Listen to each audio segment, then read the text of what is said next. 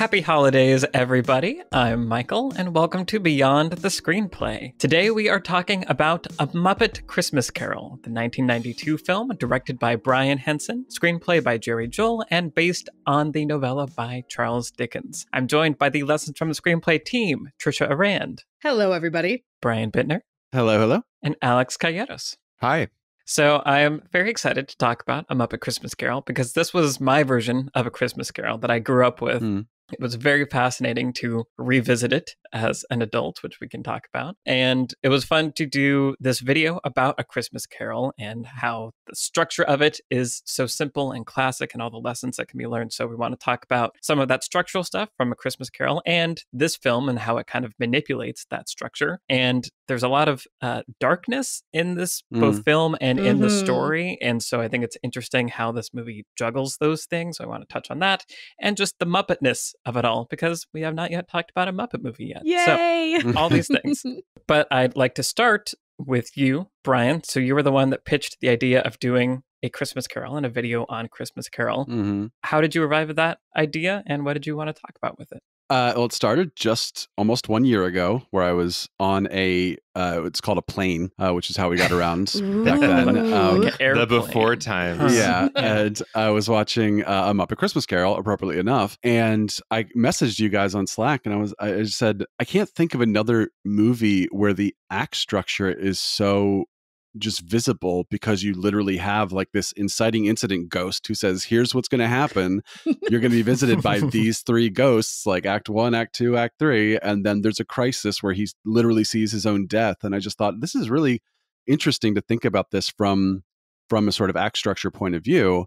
And I couldn't think of another movie that did that, unless it's like Run Lola Run or Moonlight, or a movie where like every 30 minutes it just turns into a different thing, like a movie with a sort of, and I'm sure there are plenty of examples of movie where act 1 they're in this city and act 2 they're in this city, whatever, but I just couldn't think of anything. So then I grabbed the book and I realized that it was split into these 5 staves, as they're called in the book, which then even better split the 3 acts into 5 act structure, where it's like stave 1, the Ghost of Jacob Marley, stave 2, Ghost Christmas Past, present, Christmas yet to come, and then it's called The End of It is the last stave, which is, where he wakes up and everything. And then the more I thought about it, the more I realized that every plot point, not just the acts themselves, but every plot point was represented by a character, often who would show up and do their story function and then leave and never come back. So the example being Belle, his ex-fiance, who she shows up in the story to like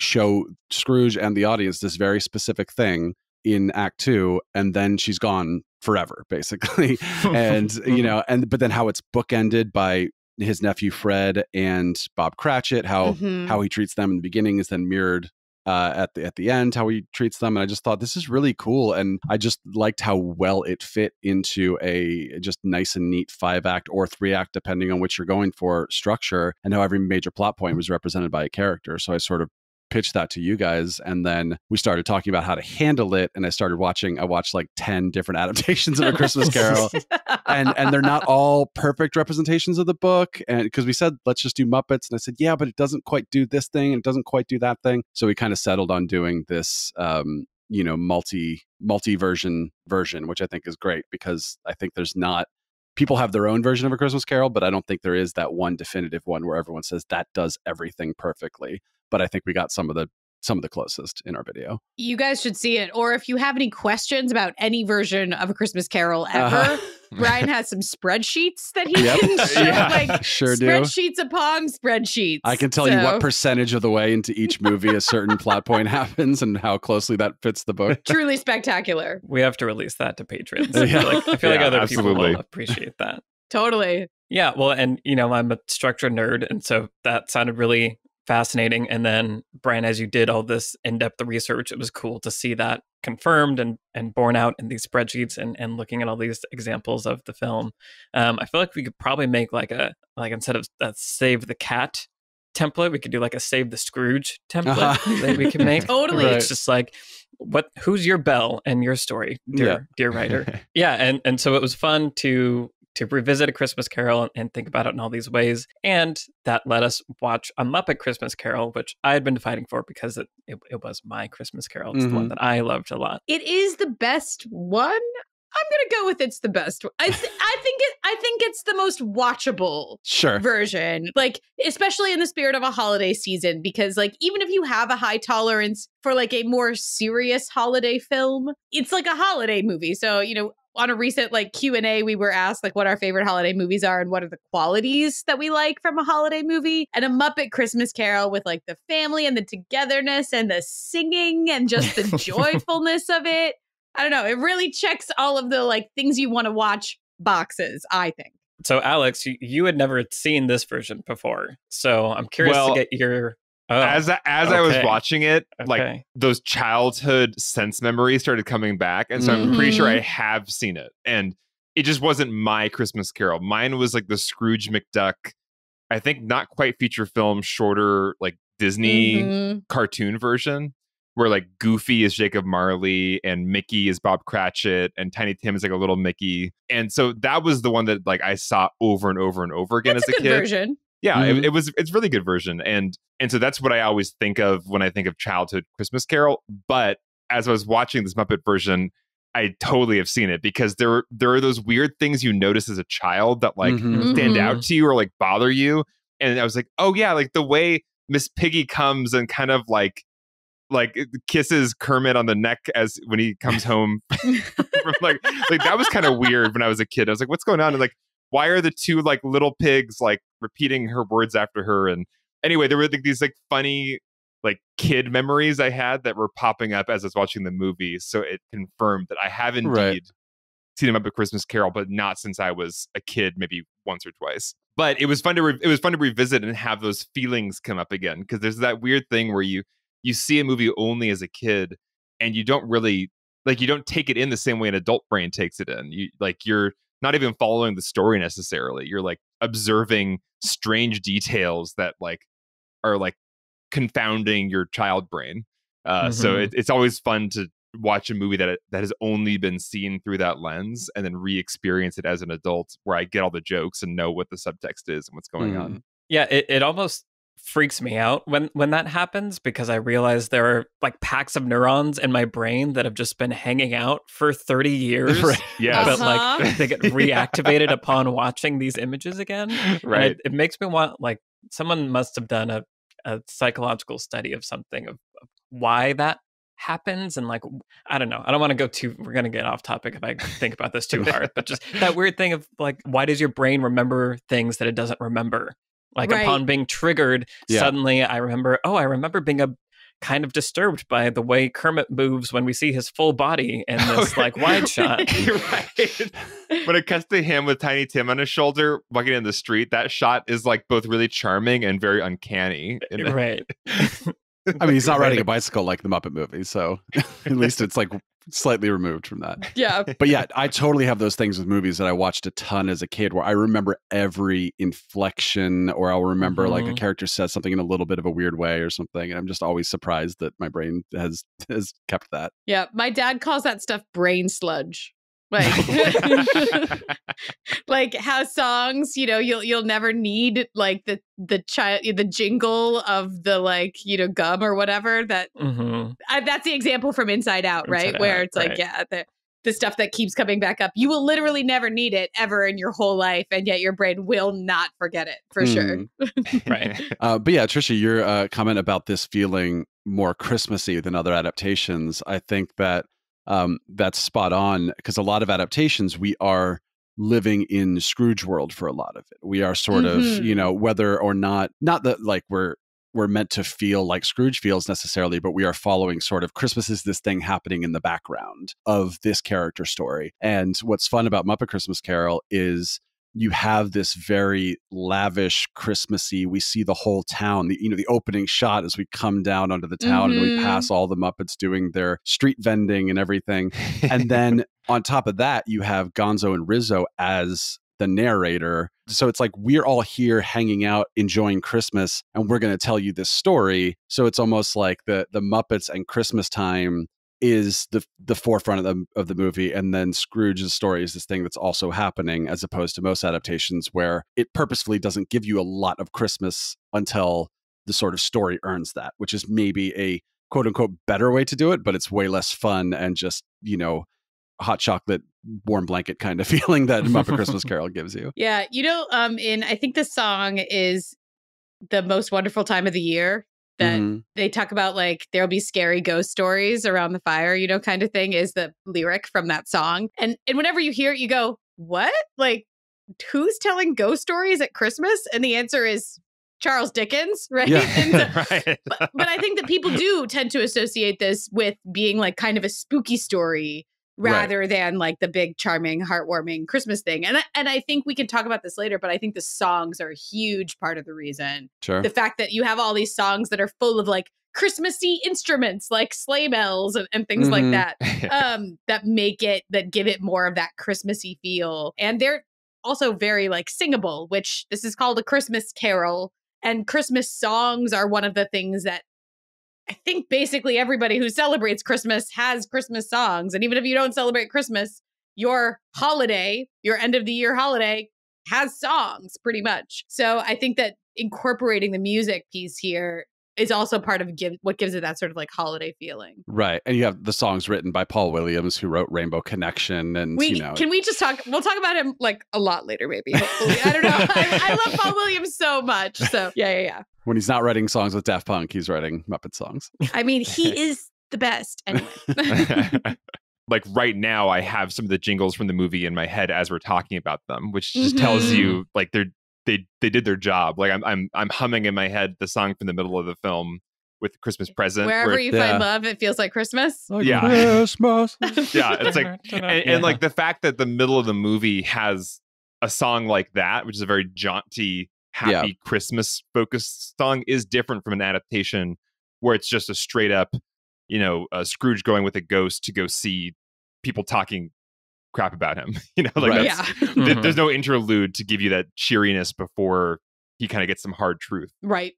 One thing that happens in the book that is almost never in any adaptations just because of cost is Christmas Present takes Scrooge around the world and shows him different places. So it's like some fishermen out in the middle of nowhere or miners or something, but they're singing Christmas carols together because it's Christmas and that's what they care about. Obviously, that's just hard to shoot. You have to have all these different sets and all that kind of stuff. But I think this movie achieves that with that song because you are going through the streets of London and just seeing everybody just happy and everything. And then you see Scrooge start to kind of dance along. And, it's interesting the different adaptations to track Scrooge, who's kind of a passive protagonist who sort of doesn't really make choices in the story. He's just sort of along for the ride and to sort of see when each actor decides to start letting that Christmas spirit kind of get into them a little bit. Mm-hmm. A note I wrote was Michael Caine dancing is everything. Yes. Yeah, no. Michael Caine, I really did actually appreciate that in this adaptation of it, watching it now with adult lens on, seeing how he lets in joy like throughout. It's not like it's all saved for post-revelation at the end. And I think that makes him a more interesting character and more relatable. And his transformation, it is more realistic because he's not just hardened the whole time. And then at the very end, he just flips a switch. He is willing to like let in some of the joy slowly as they progress through the different acts. And that's, in theory, what the hero's journey is supposed to be, is that you are slowly being persuaded and you're making baby steps forward until, stuff goes down. And then you got to make some ultimate choices toward the end. And I think a huge part of that is achieved by the first thing that happens is he is shown a happier time in his life. He's shown, Fozziwig or Fezziwig's ball. And just like first he sees these kids running around, oh, there's my old friend and da-da-da-da. Mm-hmm. And I just think that's a really great way to sort of show Scrooge as a non-Scrooge because he suddenly gets transported to this younger character. And then he sort of watches himself turn into himself. And it's a really nice way to sort of punch him in the gut right away with, hey, you remember when you weren't this person? Yeah. Right. It's like providing a spark of that joy. Yeah. It's like, let's start this engine up by just using the car metaphor that I don't have in place to get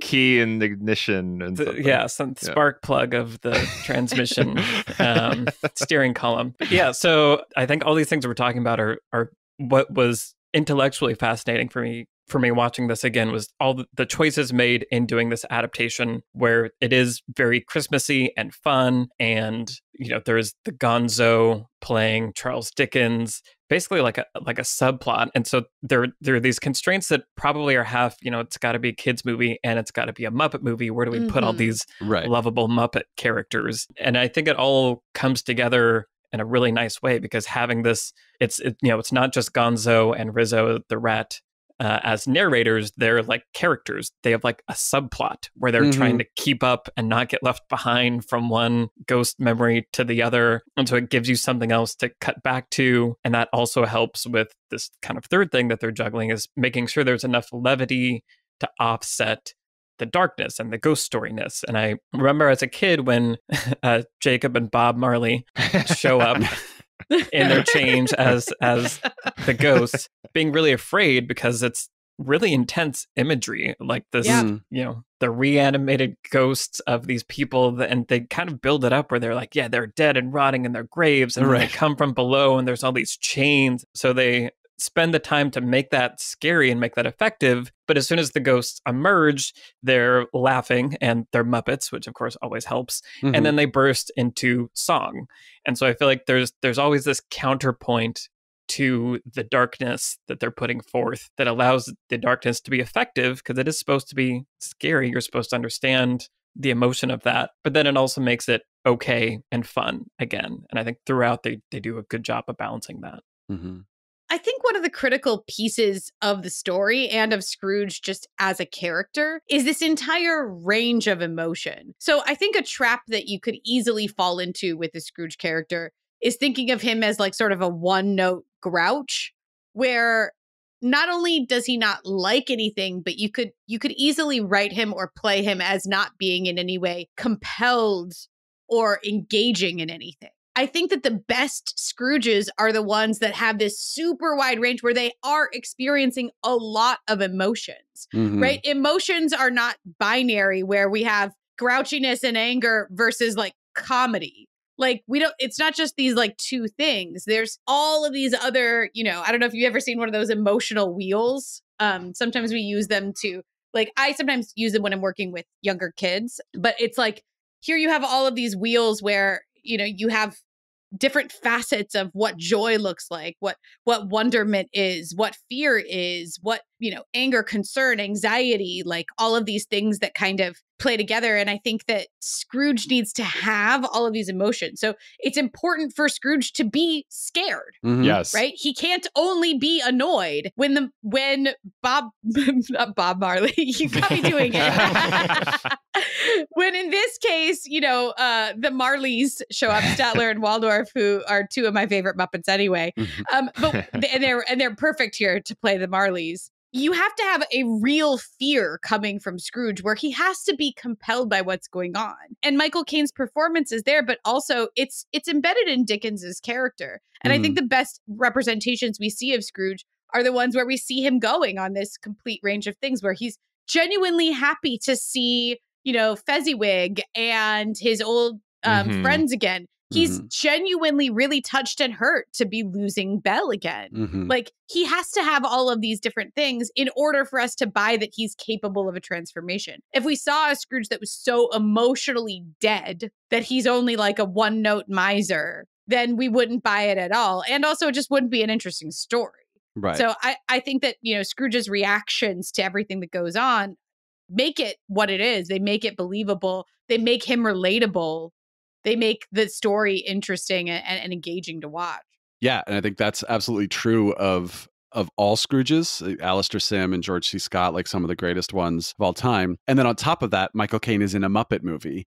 And, but he plays it straight. He doesn't play it like, oh, I'm in this kids thing or I'm in this family thing. Like, he fully commits to every single one of those emotions you just mentioned. And I think that's really cool. Yeah. I think after, in the process of editing this video, I'm looking at all these adaptations a lot. I think he's my favorite out of these live action adaptations, just his embodiment of Scrooge, his face, his energy, I actually like the best as like the character of Scrooge personally. So kudos to Michael Caine for just kind of nailing it in my book. Well, I was reading about the scene that is, this sort of infamous song that was cut from the Muppet movie, which is called When Love Is Gone. Infamous. Everyone knows. Yes.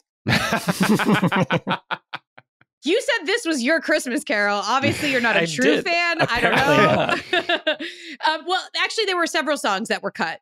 They were filmed and were cut. But the sort of big ballad, and the one that is, sort of most notoriously absent from the released version of this is called When Love Is Gone. And it's a duet between Scrooge and Belle. It's really touching and moving. The actress that they have playing Belle is an incredible singer. She's like a Broadway performer. And Michael Caine had not done any real professional singing up until that point. I was reading an article where they, we're talking about Paul Williams and Brian Henson were talking about this lost song. They were saying, she was so amazing. We did like one take with her. She was fantastic. You never had to like work with her at all or coach her at all. And almost the problem with Michael Caine is that he was so emotionally invested in the scene. It was like hard for him to sing, right? Where he'd be like weeping so much that he like couldn't even sing, or like his performance as Scrooge is so raw, I think. And he's not afraid to display emotion in every scene. And it's like,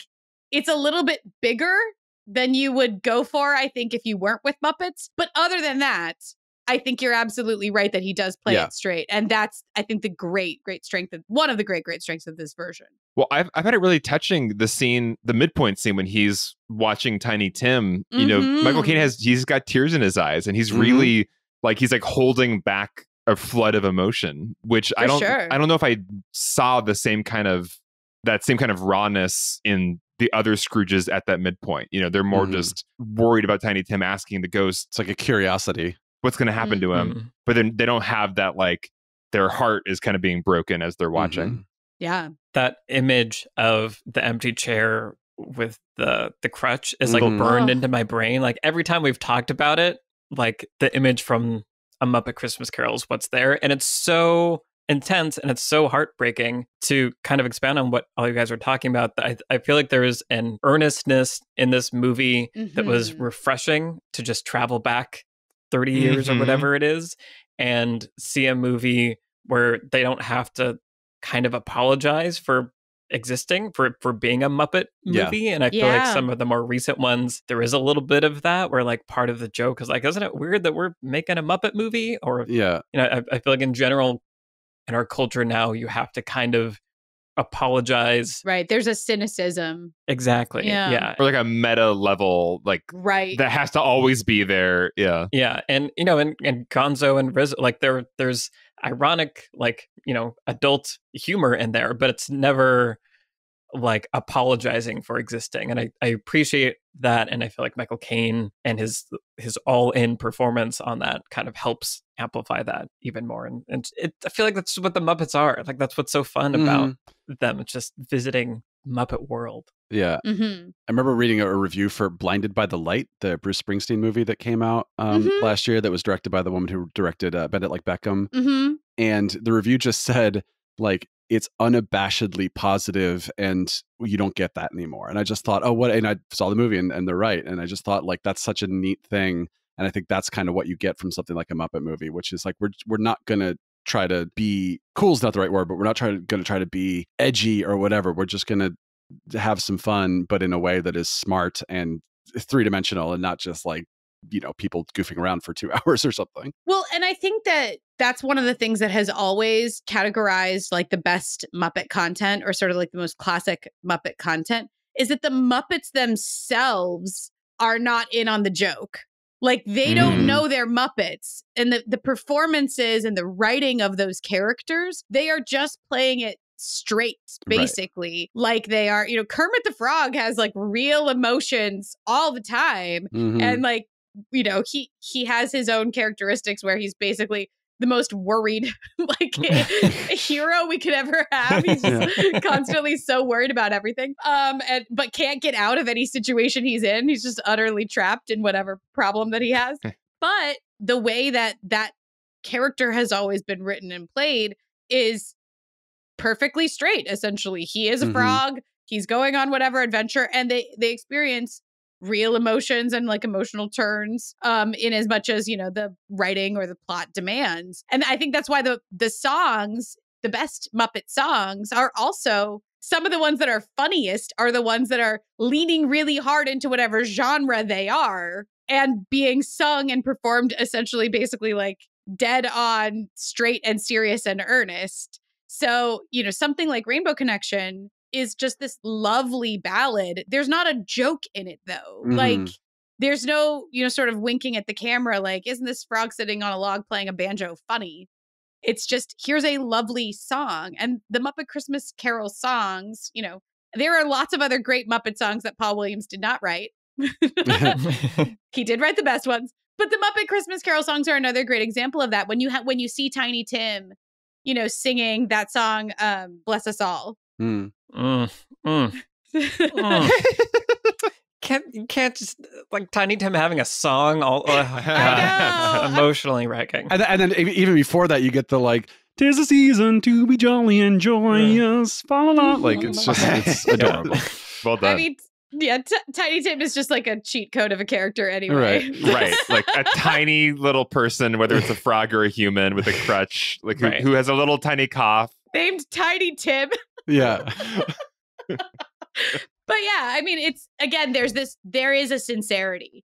And that's, to me, that's what the Muppets are. And you're absolutely right that like a lot of modern Muppet content. And part of it is maybe the world that Muppets exist in now. And I don't know if there's like a way to solve it, but I agree that that's missing and it makes it feel a little bit soulless these days. Yeah, and you're totally right that they don't sort of wink at the camera and stuff. There are occasionally those moments, but they're not during a part where it's distracting. You have, in this movie in particular, you have them reminding Sam Eagle what his line is. Oh, yeah. So it's like suddenly these people who are telling you the story are now in the story, in the past, talking to, I guess, an actor who is, so but it also gives it that sense of we're just all gathered around to tell you a story, the way that like, I feel like Our Town or Romeo and Juliet is sort of, the actors come out on stage and say, we're going to give you a tale now. It kind of has that sense to it. I have 3 favorite Muppet movie moments, and I will list them for you now. Yay! Because one is from this movie and one is a sort of wink to the camera. And one is just from Muppets from Space, where Pepe tells Rizzo he's going to smack him like a bad donkey. But wow. The others, I will smack you like a bad donkey, okay? But in Muppets Take Manhattan, Kermit meets, I think her name is Jenny. He says, "Hi, I'm Kermit." And she says, "Hi, Kermit, I'm Jenny." And there's a little bit of a beat and he goes, "I'm a frog." And it's just that little glimpse of like, we know this is a frog in a real movie. Like we get it, And then the moment in this movie is just the jelly bean kiss moment where he's like, "Oh, you want a jelly bean?" And Gonzo just looks at him like, "This idiot," to Rizzo. And then Rizzo just gives him a little kiss on the nose. Oh, yeah. It's so cute. I love that moment. It's just so unexpected and so sweet. Yeah. It's really lovely. And I think too, like with this movie and even the original Muppet movie, but also especially Muppet Treasure Island, what you have is the Muppets are actors who are playing characters. Right. So the Muppet actors, not the performers doing them, those people don't exist. But the Muppet actors are playing the characters. So, right. So Gonzo is playing Charles Dickens and Kermit the Frog is playing Bob Cratchit. And so I think that helps those moments also like land and make sense where, Gonzo can feed Sam the Eagle his line because we understand Sam the Eagle is playing a character. It's really Sam the Eagle. We've seen him in other things. He's the actor, right? And Gonzo is the actor in that sense. And actually, even in the Muppet movie, right? Because the Muppet movie, the original from 1979, has that construction where it's like, we're watching a movie that we made. It's about ourselves and we're kind of playing ourselves, but it's a movie, right? So I think that when Muppets are doing that really well also, we can allow for those little slips of moments here and there. But again, what I said about the Muppets not being in on it is still kind of the base rock of the reality. And the performers who do the performers who actually do the characters, Dave Goelz and Steve Whitmire and Jerry Nelson and Frank Oz, like they subsume themselves so much into the characters. There's a reason why the Muppets have a star on the Walk of Fame. Not, not any of these like actors, or the characters themselves are who we now like see and rely on and know. Real quick, there is, you can find it on YouTube. It's camera tests they did for the Muppet movie. And it's just Jim Henson and Frank Oz as Kermit and Fozzie driving in a car, and they're just improvising the entire time. And it is some of the funniest stuff I've ever seen. But just like to see them fully improvising as the Muppets. Oh, I also think the Muppets from Space DVD has them doing Mystery Science Theater thing where it's like you see the back of their heads and they just like improvise the commentary for the entire movie. It's just, but like you said, they are these characters. They aren't just, we have to read lines and do these very specific movements. It's like they are living in these bodies. Yeah, but so first of all, I'd completely forgotten about Muppet Treasure Island, and now it's all coming back to me. And that movie rules. Like, did Pirates of the Caribbean just rip it off? Because like clearly this is the best Pirates movie of all time. Now that I'm like, it also has a Hans Zimmer score. I just want you to know. Wow. This was clearly my first Michael Caine movie, and Muppet Treasure Island is probably my first Tim Curry movie also. What I was struck by in the filmmaking also is the comedy and the performances of the Muppets is completely on par with any kind of live action comedy routine that you would do. Like the performances, the looks, the beats, the comedic timing, the way even like, when a Muppet falls, it doesn't just like, they don't just knock the puppet backwards. Like they flip it up so its feet fly in the air. So you get the full effect of, and it's all these details that people, I think, appreciate subconsciously, but watching it as an adult, understanding what goes into filmmaking and filmmaking with puppets and all this stuff, I like just really appreciated the commitment to 100% executing these moments. And there was no lazy moment at any point in this movie in the filmmaking. I was struck by that as well, and there were moments that just showed me that there was a lot of love in the film, like moments where like the clomp of like a horse would be like part of like the little like accent on a song, and like on screen you see the little puppet horse like do a little dance like like off to the side, like it's those moments, those things you don't have to do, but they're there because there's a lot of just love and passion for making these movies. So circling back around to the kind of the scary ghost story elements of all the adaptations, looking at all of them side by side in the process of making this video really confirmed for me that I haven't read the original source material, but a lot of the horror and we're talking about Scrooge being legitimately scared, that is reflected in all the adaptations, which tells me it's in the source material. Like, the sound of Jacob Marley's chains when he arrives and how horrifying that is. And the creepiness, it seems like across the board, of the Ghost of Christmas Past in one way. There's like a certain type of creepy that the Ghost of Christmas Past has. Definitely. And then, I hate it. And always. It's always the worst one. It's always really weird. And then Christmas Future is horrifying. Like as a kid, like no matter what version, Disney, Muppet, it's a Dementor. It's a ring wraith. It is a Dementor. Yeah. Gonzo and Rizzo nope out. They straight up leave the movie. Gonzo and Rizzo, they leave the movie for that act because it's too scary for them.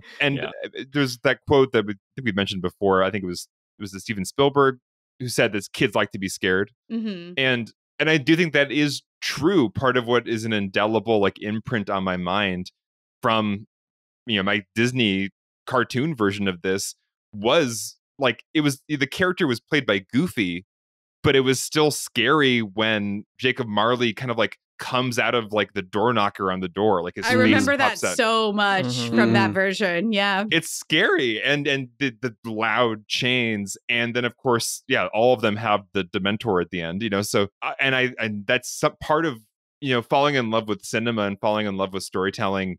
Like that is one of the emotions on the spectrum of emotions as a kid that does pull you into a movie. And so I do love that there's these adaptations of this essentially ghost story, Christmas ghost story, that don't dispense with the scary aspects of the text. They honor that Christmas Future is a ring wraith, they don't make it into like a friendly version of that.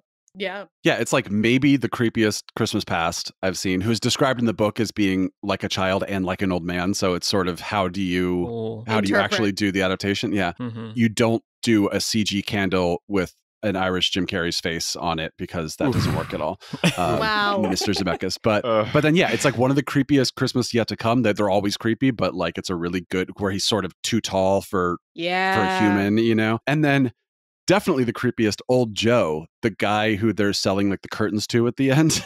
He's just like the big spider thing. Yeah. Like, oh, it's so good. It's funny though. Speaking of the source material, I would like to read to you guys from the book. Oh boy, here we go. The first 2 paragraphs, because it's so interesting the way we talk about the sort of the darkness, but then also how there is sort of like levity and comedy and stuff like that. So just get the sense of the tone, the slight tone shift between the first paragraph and second paragraph of the book. Marley was dead to begin with. There is no doubt whatever about that. The register of its burial was signed by the clergyman, the clerk, the undertaker, and the chief mourner. Scrooge signed it, and Scrooge's name was good upon change. For anything he chose to put his hand to, old Marley was dead as a doornail. Mind, I don't mean to say that I know of my own knowledge what there is particularly dead about a doornail. I might have been inclined myself to regard a coffin nail as the deadest piece of ironmongery in the trade, but the wisdom of our ancestors is in the simile, and my unhallowed hand shall not disturb it, or the country's done for. You will therefore permit me to repeat emphatically that Marley was as dead as a doornail. He's 1 paragraph in, and he's like doing like a Seinfeld. He's like, what's the deal with this phrase? It's so weird. And he does that sometimes where he starts like talking to the reader as like, hi, I'm Charles Dickens. I'm the one telling the story. I wanted like take a little time out and talk to you for a second. It's just really bizarre the way he does it. Yeah. I feel like that just underscores even more why the Muppet adaptation and getting Gonzo as Charles Dickens is, like captures some of that. That's really the most faithful. Agreed. Yeah. Dickens has the tendency to do that in all of his work. And I did not have patience for it when I was forced to read Oliver Twist, A Tale of Two Cities, and Great Expectations in high school. And I was like, this guy, he cannot stop it. Right. But I agree. I think that the construction here of having a narrator to play Charles Dickens really helps the story keep moving narratively. And as you were pointing out, Alex, it does sort of create this subplot and throwing Rizzo in there, to kind of just be this funny counterpoint is also really smart. But I really love, Muppet Christmas Carol was a little bit criticized for this when it came out. They kept as much of the original language from the book as they possibly could. They didn't, a lot of it, they didn't try to adapt or change. They used the old timey language. And it just reminded me so much of how, like, the best Shakespeare adaptations we have are the ones that do Shakespeare. And they try to keep as much of the Shakespeare as they can. And it's a mark of trust in the audience that you don't have to dumb down old-timey language to keep their attention if it's being performed and told well. And I think that that's like, having taught English for many years, students hate reading Shakespeare, and I do not blame them. It is really hard to sit down and read Shakespeare, but it is not that hard to go to Shakespeare in the Park at your, well, I mean, it was this year. But like in whatever town you have, right? Go out and go watch A Midsummer Night's Dream and sit on a blanket and watch it performed. And it is accessible. It can be accessible to you if you put yourself in a space of learning and a willingness to engage with it. And I really respect that about the Muppet Christmas Carol. I love that they kept a ton of that language and just let Gonzo deliver it. And let us trust that the performance and the other like modes of communication that go along with spoken or written language also help to carry across what is happening. 100%. Yeah, I agree.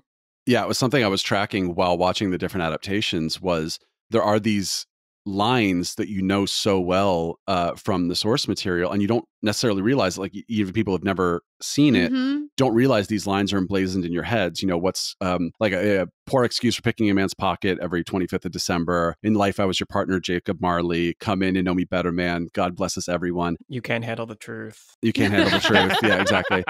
And there's the deleted scene where Michael Caine says to Bob Cratchit after the end of the story, Bob Cratchit's working so hard and he just won't take a day off. And he says, every year I go to Florence and I order a fair day breaker and I look for you and you're never there. I just want you and Miss Peggy to be there. No, but seriously, like, but these lines, that's sort of what makes them so iconic and why every adaptation will keep either absolute verbatim or 90% verbatim, will there maybe change one, spirit to ghost or something small like that. But it's just like, it's cool to see how true a lot of those adaptations are to those very specific moments. I'm just picturing now Christopher Nolan's A Christmas Carol. Oh, man. Oh. No! Out of sequence. I would watch it. It'd be intense and It'd really be so fascinating. Dark. But it's still Michael Caine. You still got to have Michael Caine. Yeah, it's Michael Caine. Yeah. Tom Hardy could be the Ghost of Christmas Yet to Come because he doesn't speak anyway. You can't understand what he says. So I think he'd want to be the Ghost of Christmas Past, and he'd be like really, really weird and be like unintelligible. Yeah, he can be all three. Just three different Tom Hardys. Oh yeah, it'd be all three. Yeah. It's already like a time travel thing, so like it's got some stuff built in here. Listen, Chris, we've got a pitch for you. Yeah. We've got your next film. film. We're going to visit your past. A poor excuse for picking a man's pocket on the 25th of December. When Ebenezer Scrooge is in his grave, you have my permission to die. There's also a bunch of like time travel questions about what model of time travel is this, but we need to go into that. He can't interfere, so it's kind of like a observation only. Yeah. Right, but he's seeing versions of the future that don't happen because he changed. So it's like he can't be seeing the future in the same timeline that he's in because he changes. And so the future is unchanged. So is it like parallel universe time travel? I guess when he like split off, on this journey at the night, like it's a different timeline. Isn't that convenient? That's the original timeline. Of course, yeah.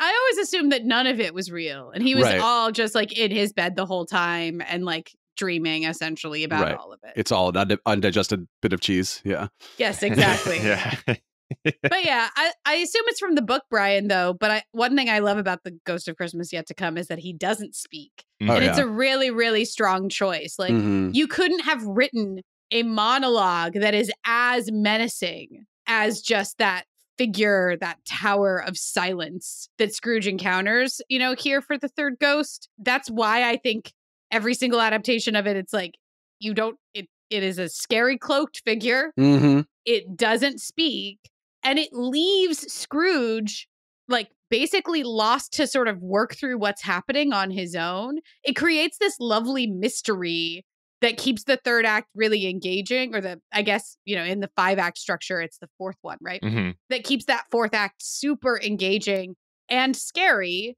and helps us sort of like go through. It helps Scrooge talk us through his change. And also, it's just a great device where that silence is a strong position. Yeah. And that's like something that like I love when I see it well utilized in movies. Well, and the pointing, like I think there's something so ominous about this figure just pointing at something, because you feel like it's pointing at something that's gonna doom you. Like look here, it's not gonna be good because I'm a ring wraith. Like, yeah. And the silence thing is funny. I have a friend who sometimes when he hasn't sort of quite formulated his opinion, he just won't say anything instead of just giving you an or whatever. And there's nothing wrong with that. But I just find sometimes I'm saying like, oh yeah, I thought that movie was really great. I loved it. And he like doesn't respond. And then I just start going, I mean, it had problem. And suddenly I start like, he hasn't even said anything yet. And I think that's what happens to Scrooge here in that part is like the ghost won't say, well, maybe this is a future or, who knows or whatever. He just doesn't say anything, and it forces Scrooge to kind of dig himself into that monologue of I swear I'll change, why would you show me this if it is definitely going to happen and all that stuff. And I think it's really cool just to have him be just scary and quiet.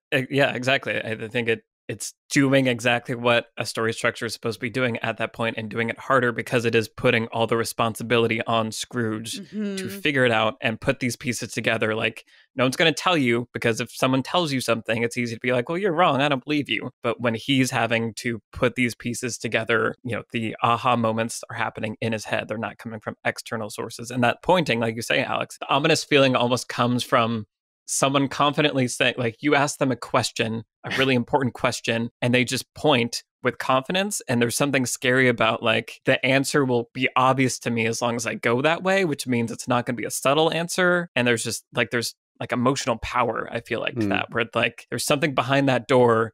It's going to tell you everything you need to know. And that's maybe not what you want. You want someone to be like, oh no, you're fine, don't worry about it. But there's just so much power in the final transformational act here that is just really intense. And I think more stories need. I don't know. I really like it. Well, I mean, because there's, like we've been talking about and what we say in the video, everything's on the surface in some ways as far as revealing to us what good story structure does. And there's such an amazing like moment of like death and rebirth, basically, which is what you kind of always want at the crisis and climax of your film.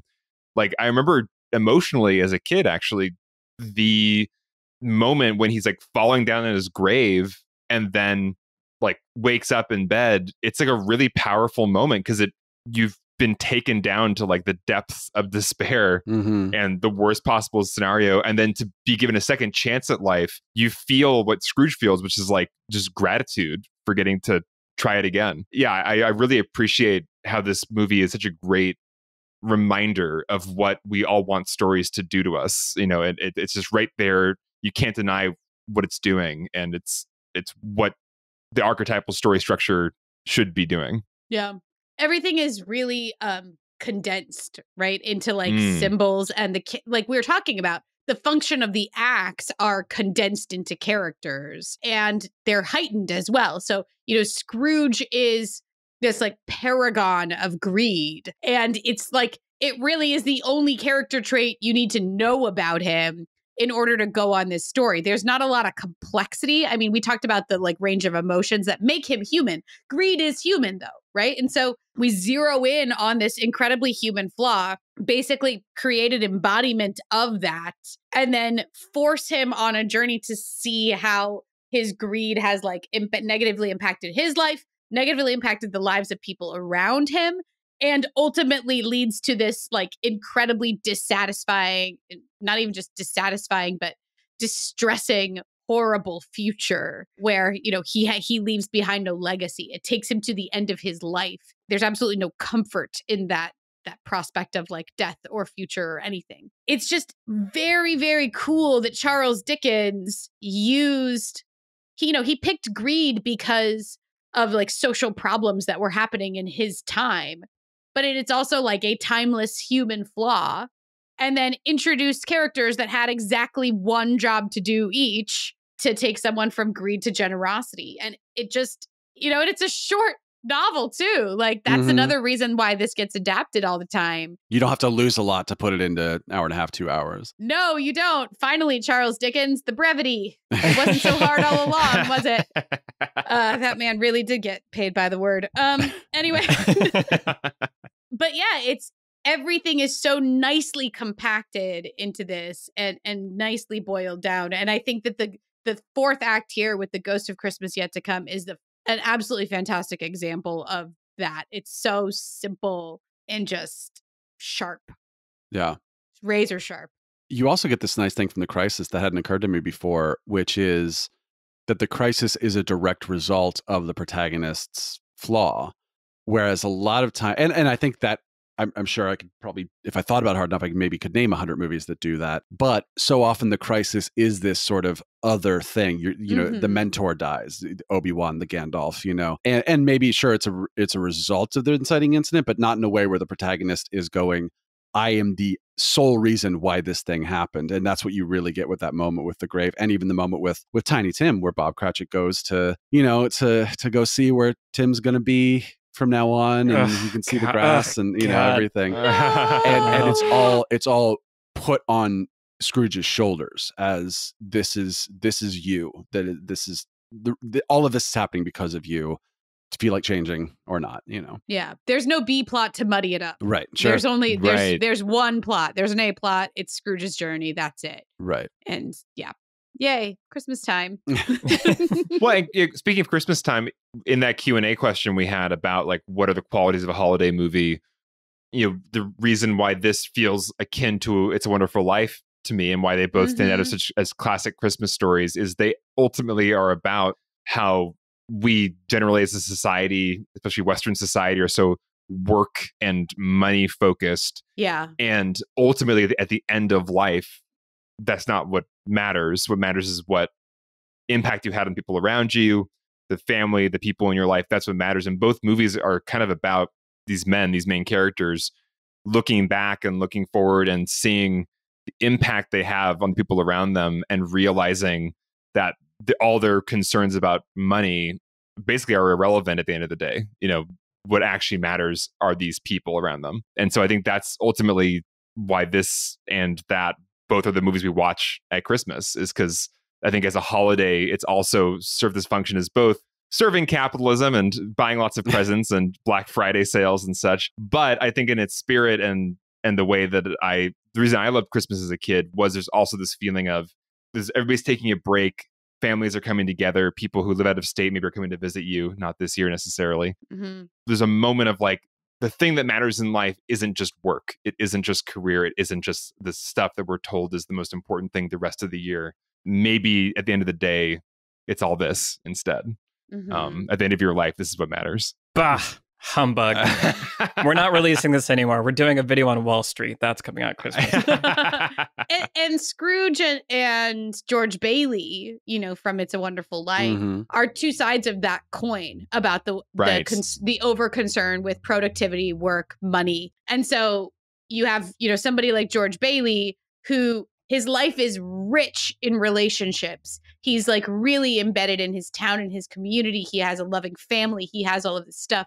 And yet, because he doesn't have any money, he's unable to be thankful in a lot of ways, or unable to really see how rich his life is. Mm-hmm. And, the villain from It's a Wonderful Life, Mr. Potter, is the Scrooge kind of character. Right. And he's, but his life is so, in that movie, he is the villain. And so his life seems so unfulfilling. Mm-hmm. Scrooge is the flip side of that, where he has all of the money. He has absolutely, and in a time where poverty, was rampant in Charles Dickens' time in London. And Scrooge is sitting comfortable and has everything he could possibly need. And yet that doesn't actually equate to a rich life. It doesn't actually give him like that wealth and comfort. He's a deeply unhappy person, even though he has everything. And so I agree with you that like these particular kinds of stories that specifically address kind of like just the sort of social structures and values that we have around money and material wealth. Mm-hmm. I think those have a real impact. Like not that,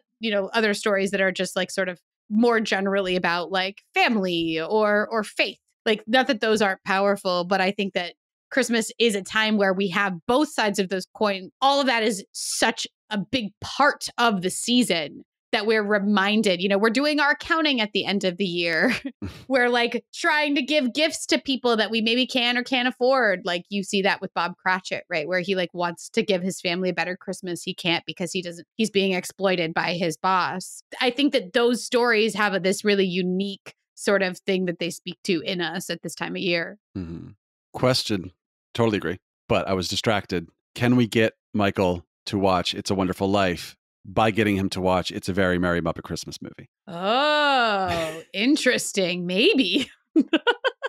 What is that? Is that one of the newer Muppet movies? It's the Muppet adaptation of 2002. Oh, Mm-hmm. I missed that one. You missed all things involved in It's a Wonderful Life, apparently.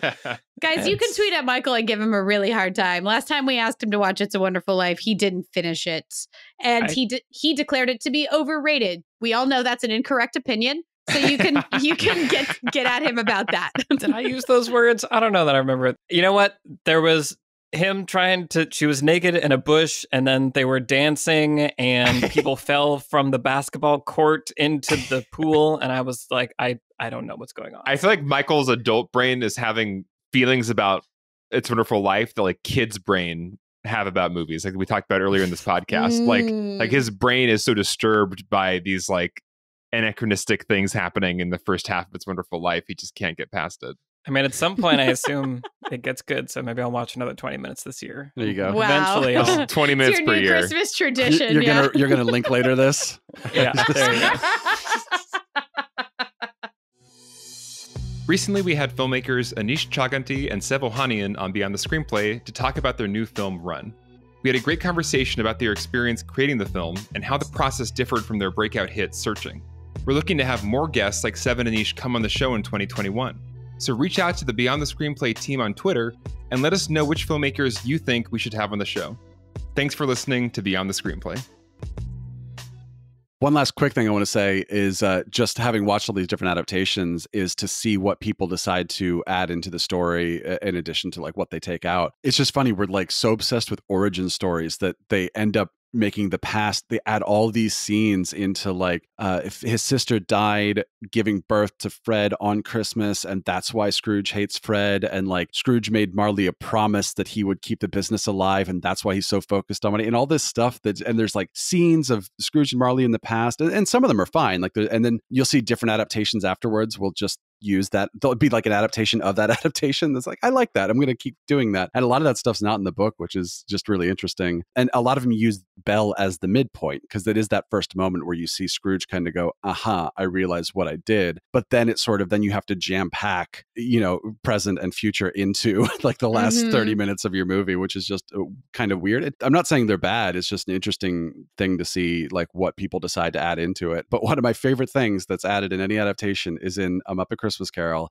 And it's the moment where Beaker gives Scrooge his scarf at the end. Yes, I was thinking about that. Original to this. And just and again, it's Michael Caine's performance. He's just so touched by it. And it's just such a warm little moment. And yeah, I just love it. It's like no one's ever given him a gift before. Yeah, exactly. Yeah. And it's that wonderful red scarf, you know, it's the Christmas red kind of look. Suddenly there's some color in his life. Yeah, it's lovely. Awesome. Why don't we go around and say what lessons we're going to take from A Muppet Christmas Carol? Brian, do you want to start us off? Sure. I'm going to cheat and do one from the book and one from the movie, but very quick ones. I like anytime a story lets you know where you are. So like, I think I mentioned this somewhere before, where all these movies have 7 of something, Scott Pilgrim and 7, Ready Player 2 now, Harry Potter, all these very similar stories. It's just like 7 of a thing has to happen. So at any given point, you know where you are. And there are a lot of movies where you sort of know, or stories where you know sort of, you can, at any given point, you can say, oh, I'm 3/5 of the way through because this is how far we are. So I do like that not only does the book and the story make the structure visible, it also just tells you from the beginning, here's what's going to happen. So at any given point, you know kind of where you are. I just think that's cool. And with the movie specifically, this and Shaun of the Dead, actually, I come to as movies that are joke, irreverent, kind of parody things, but that are also one of the best versions of that thing because they don't just do the one-dimensional jokey thing. They're like, no, we are actually going to play the drama of it. We are going to do these very real characters and actually do these very real situations. We're going to have a lot of fun and be silly at the same time, but we're going to treat it in a way that makes you forget that you are watching something that's either a comedy or targeted at families or anything like that, because they are. And same with Muppet Movie, Muppet Treasure Island, just the fact that they do, like you said, Trisha, it's not a wink to the camera. It's, we are going to really be serious with this, even though we're going to have fun while we're doing it. I really like that. Yeah, for sure. Cool. Alex, what about you? We kind of mentioned mine earlier. I think the Dickens dialogue and so much of the text being kept as is for what essentially is supposedly a kids movie, I think was really like great choice and really bold choice. And like we said, trusting the audience. And it just reminds me of, you know, thinking back once again to that child brain watching a movie. Even if they didn't do that, like kid brain doesn't really follow dialogue that much. It doesn't really follow like the intricacies of the text. It's we're taking in stories on a more visual, like feeling level. And so I get bothered now when I do see films, even like PG-13 films that are like, we need to reach everybody in the entire world. It's going to be 4-quadrant. Like it's got to be so broad. Let's make everything like the characters are going to say everything like extremely on the nose, extremely like duh. It's not going to have any nuance because that would be too complicated for people to like understand. It might not translate perfectly. It might not this or that. But it's like if your storytelling is happening in the visuals, in the structural beats that are happening in the characters and their emotions, like it's okay if we don't understand what that line meant. Like I didn't understand what half these lines meant when I was a kid, and I got what the story was. And so I think I appreciate this kind of trust in an audience. And I think people trying to appeal to a mass audience, like it's okay if your dialogue or your text maybe isn't understood perfectly by everybody if the story at large is being told well. And it's a good lesson. I think that last part is important, Christopher Nolan. The rest of the movie has to be doing all that work. And also, like, if a movie isn't letting me hear what people are saying and it's not clear that that's intentional, or if I feel like I should be hearing what they're saying, that's just a stressful experience. Right. That's not a pleasant experience because I feel like I'm missing things I'm supposed to be hearing and I'm failing as a viewer because I can't hear it. So don't do that. Right. Awesome. Trisha. Yeah, mine, like, just a sort of very simple, a little bit expounding on what we've been talking about and what drew Brian to this material for the video. But, like, you can add a character. Like, if you have to have a thing that happens and there's not an immediate character already in your story to do that function, you can just add one. Like, that's an okay thing to do. Mm-hmm. And, like, this is a very extreme example of it. And like I said, the characters are so condensed and distilled into, like, their function that they're almost, like, not three-dimensional characters in any way. And, you know, Tiny Tim is, like, such a little saint. Yeah. I mean, yeah, he is, like, really, he's just this, like, really happy kid who, you know, like, uses a crutch, and he just wants everyone, like, he was like, I was at the church praying, and you're like, stop it, you weren't. Anyway, like I said, it's so obvious that it's, like, it's emotionally manipulating Scrooge, it's emotionally manipulating us, but it is doing what it needs to do. Like, I don't know, we have, you know, in old Westerns or even, like, any sort of old movie, you'd have what we used to call a kick the dog moment, where it's like the bad guy walks right in and he, like, kicks a helpless dog, and you're just like, wow, that guy's bad. And, like, that kind of thing, if you need that moment, you can introduce a character. You can have the charity collectors walk in and be like, hi, do you want to give money to us? No? Oh, because you hate poor people? Okay.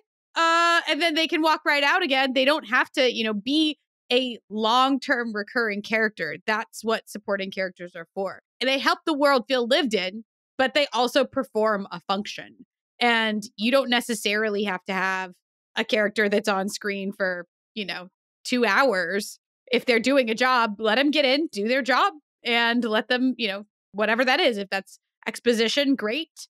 If it's, you know, demonstrating a trait of the central character, then also great. I think this movie's clever, as you pointed out, Bri, to use in the first act and in the last act, right? In the to bring back the same three people. You bring back Fred, you bring back Bob Cratchit and Tiny Tim, and then you bring back those charity collectors. And it really works, where it's like, we saw how he treated them before. Now here's proof that he's different. It's so simple. It's just very effective writing. Right.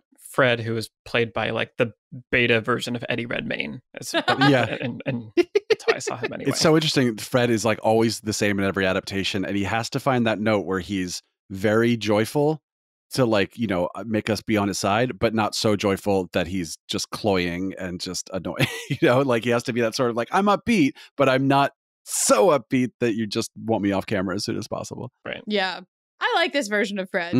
He has a really nice, believable relationship with Scrooge where they're not super close, but you could, like, Fred is like, I'm never going to stop trying because I might as well. Right. Like, Yeah, kind of bemused by Scrooge. Yeah, exactly. Right. He's not enough afraid to of still him. make fun of him also. Totally. There's also a lovely bromance between Fred and Bob that gets explored in different adaptations, which is really interesting. Just like, they'll have, like, a little scene where they're just like, oh, they like each other. And it's like, it's almost like I want a supercut of just all the little added dialogue between them that different adaptations have done. Where, like, he walks into the shop and says hi to Bob and stuff. Yeah. And they're That's just like, adorable. yeah, it's really nice. The 1951 version, I think, has a thing. And I think, like, Fred gives Bob's older son a job in one of the, like, there's a whole thing going on. I like it. Yeah. Internet, get some fanfic stuff going on there. Yeah. Some slash fanfic. Yeah, my lesson is just how this movie holds the horror and scariness and the fun and lightheartedness. And I think it's, like everything that we've been talking about with A Christmas Carol, it's a visible, clear example of how to do a thing well, where, as I was saying earlier, every moment in this film, when they are going dark and making it scary, they don't pull any of those punches. They let it land. But then as soon as they made their point, they switch gears and, like, make it fun again. Yeah. And I think that's a that's a nice way to do it, I think. Like, rather than water down the fun or the scariness, just go hard, make your point, and then switch gears and make your other point. And I think that's creating dynamics also. I think that's an engaging experience. And so that's something that I really appreciated in the storytelling of A Muppet Christmas Carol. Why don't we go around and say what we've been watching recently? Alex. So I watched Happiest Season on Hulu, starring Mackenzie Davis and Kristen Stewart. It was a really delightful, wonderful holiday movie. I am not usually like a huge rom-com person, and I get kind of annoyed when there's a lot of just like mediocre rom-coms. Like you can see one that's just like going like just through the list of things you have to do, and you can kind of just predict the next scene or the next line of dialogue. And this movie, while still being formulaic in some ways, is extremely charming because of the specificity of the characters and the character actors playing them, and like the whole family in the movie. All the characters have really specific roles, and the humor is actually funny. It's not just kind of like cheap rom-com humor. Like there's like kind of tragic characters in it, but it's hilarious. So I would really recommend it. I went into it kind of skeptical and like, I don't know, I'm kind of a Scrooge with these movies. I don't know if I'm gonna like get into this rom-com. And I was laughing a lot and I had a big smile on my face. So recommended. Happiest Season on Hulu. It's awesome. Nice. Brian, what about you? What have you been watching? So I think 3 years ago, a friend told me that he was working on a documentary, and it finally came out last month, and it's called The Orange Years, the Nickelodeon story. Yep. You are correct to be excited. And it's about the sort of founding and that first decade of Nickelodeon. Basically, this woman, Jerry Laybourne, she was the program manager from that time, and she left in 1996, which is sort of right when it kind of had this like big shift in what it was. So it's about her story and also the story of how the channel came to be, why it's orange, like all this kind of stuff. And there's plenty of interviews with a lot of the cast members and creators from the time. And it covers You Can't Do That on Television, Double Dare, Rugrats, Doug, Ren and Stimpy, Hey Dude, Salute Your Shorts. Nice. Clarissa Explains It All, Alex Mack, Are You Afraid of the Dark? All that, Legends of the Hidden Temple. And it's just, it's so good. And I wasn't sure exactly what it was going to be, and it was just everything I wanted, which was just like this really nice chronology, but also getting kind of deep into each show and why it came out the way it did, like why it was, what the philosophy behind the network was. And it actually started to make me emotional because I realized this is why I am the way I am, was because they made something that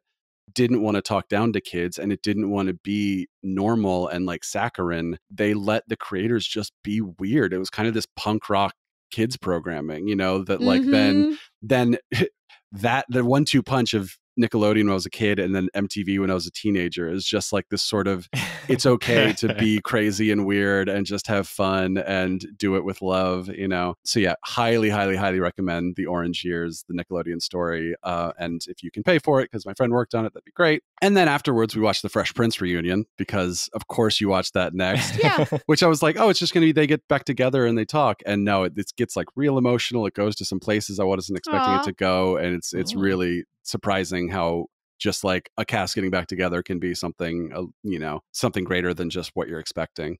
And then also Animaniacs on Hulu. So I mean, it's just been a great, if you're an early 90s Animaniacs, kid, fantastic. Awesome. Trisha, what about you? What have you been watching? Our producer Vince is always telling us we have to do this part of the show faster, and I'll be as fast as I can. But I have to tell a quick story that Alex has already heard. But when I was at Sundance last year in January, I was sitting in a cafe, a tiny library like cafe in Park City, and there were maybe 10 people in there. I was just trying to rest. Ethan Hawke walked into this cafe. The cafe was clearly like a community cafe, and there were some employees there that were very clearly disabled, that obviously worked at the cafe full time. And Ethan Hawke walked in, and all of us are just goggling at him.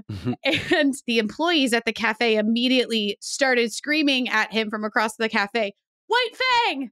White Fang! White Fang!" And they were just, yelling this at Ethan Hawke. And I didn't know how he was going to react, but he walked over to them and he threw his arms around them and said, "You guys saw White Fang?